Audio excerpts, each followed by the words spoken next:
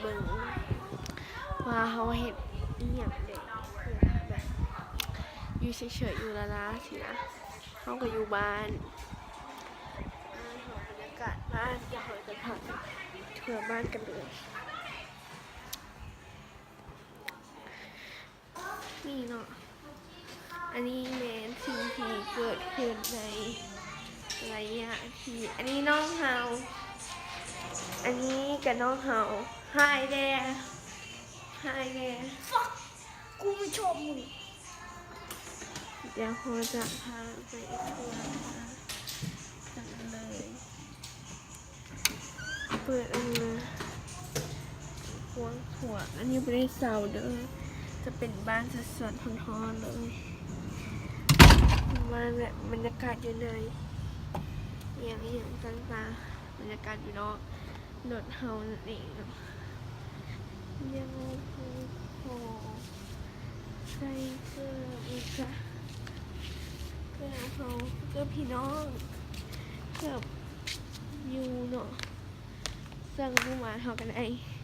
ขีดไปอันละอันนี้จะเป็นรถป้าเฮา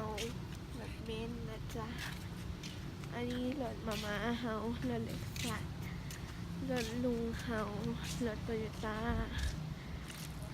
มีได้หลายรถและบ้านลุงเฮานั่นเองอันนี้กับบ้านที่อยู่ประจำอันนี้บ้านไม่เถาเฮาเนาะเอาละมันจะเป็นแบบอย่างต่างๆเดี๋ยวเราจะพาไปเบื้องหลังบ้านกันเลย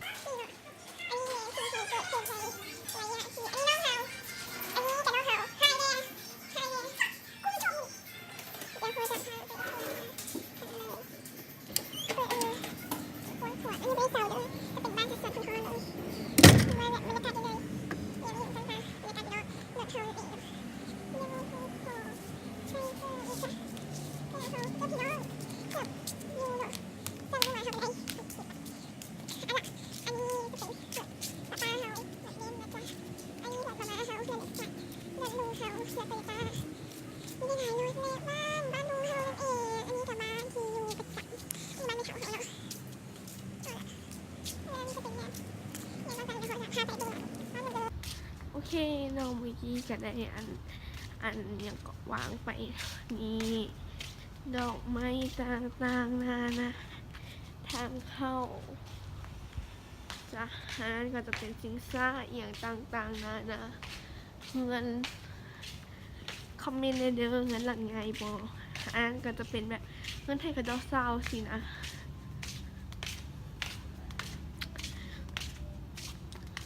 เบื้องหลังบ้านกันเลยชุบจ้าเอ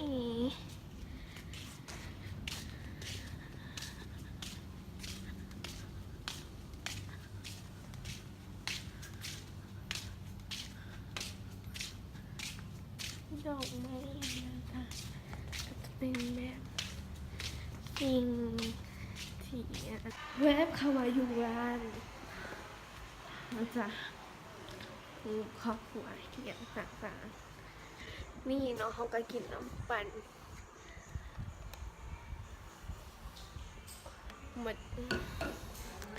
เกี้ยงจ้ะเดี๋ยวถ้าอยากให้เขาเห็นอีหยังสอนตัดต่อคลิปอีหยังกะคอมเมนต์เลยเด้อวันนี้ก็ต้องขอลาไปก่อนนะบ๊ายบาย